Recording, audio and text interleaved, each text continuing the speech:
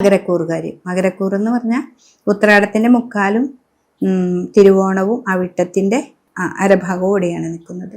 അപ്പൊ ഈ ഒരു സമയത്ത് നമ്മൾ ഈ മകരക്കൂറുകാരെ സംബന്ധിച്ച് ഇവർക്ക് ഏഴരശനിയുടെ കഴിയാണ്. ഏഴരശനി ഈ മാർച്ച് 29-ാം തീയതിയോട് കൂടി ഏഴരശനി തീർന്നവരുടെ ശനി നമ്മളെ കുറേ പാഠങ്ങളൊക്കെ പഠിപ്പിച്ച് നമ്മൾ എന്താണ് ആരൊക്കെയാണ് നമ്മുടെ കൂടെ ഉണ്ടായിരുന്നത് എന്ന് നമ്മൾ ഈ 7.5 ആണ്ട് നമ്മളെ നടന്നവരെ നമുക്ക് മനസ്സിലാവും.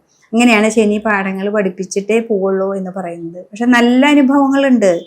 ശനീശ്വരൻ ആദ്യം വരുമ്പോൾ മാത്രമേ നമുക്ക് ദോഷങ്ങൾ ചെയ്യുന്നുള്ളൂ. പിന്നീട് അവിടുന്ന് അങ്ങോട്ട് ആ പാഠങ്ങളിലൂടെ നമ്മളാവാനായിട്ട് പഠിക്കും. എപ്പോഴും ശനി നമ്മുടെ കർമ്മത്തിലേക്ക് നന്നായിട്ട് തന്നെ നമുക്ക് ചെയ്തു തരും. പിന്നെ ഇവിടെ 3-ലേക്കാണ് ശനി വരിക. അപ്പൊ 3-ൽ ശനി നിൽക്കുന്നത് നല്ലതാ.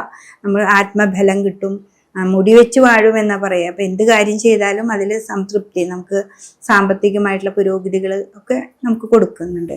ആ 2-ൽ രാഹു വരുന്നുണ്ട്.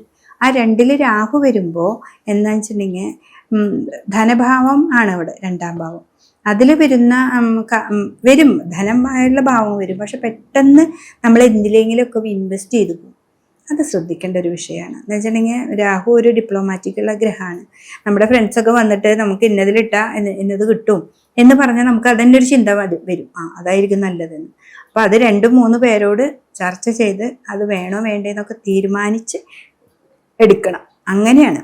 എടുക്കണ്ടെന്നല്ല പറയണത്, ശ്രദ്ധയോടുകൂടി ആലോചിച്ച് തീരുമാനം എടുക്കുക.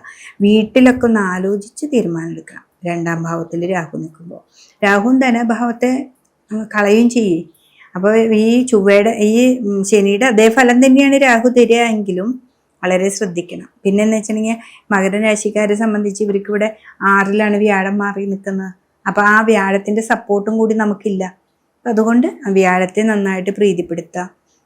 പിന്നെ വിദേശത്തേക്ക് പോകുന്നവർക്ക്, പുതിയ ജോലി മാറ്റമുള്ളവർക്ക്, പ്രൊമോഷൻ കിട്ടാൻ, അതിനൊക്കെ ഈ ഒരു സമയം നല്ലതാണ്.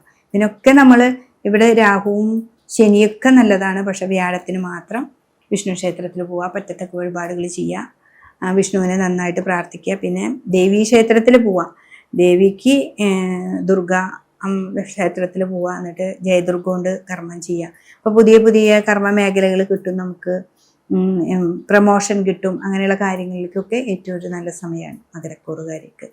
ലാഭത്തെ കൊടുക്കുക, ലാഭം ഉണ്ടാക്കിയെടുക്കുക. ഇത്ര നാള് 7.5 ആണ്ട് കഴിഞ്ഞു, നമ്മളൊരു പറയില്ലേ ശനി എങ്ങനെയൊക്കെ വന്നു. പക്ഷെ ശനീശ്വരൻ നിങ്ങൾ ശ്രദ്ധിച്ചിട്ടുണ്ടെങ്കിൽ നിങ്ങൾക്കറിയാം, ശനി നമുക്ക് ദോഷത്തെ ചെയ്യുന്ന ഒരു ഗ്രഹമല്ല.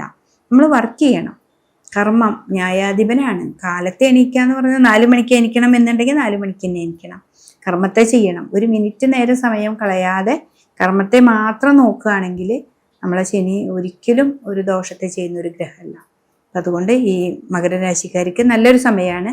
അത് മനസ്സിലാക്കി തന്നെ നമ്മൾ മുന്നോട്ട് പോവാം.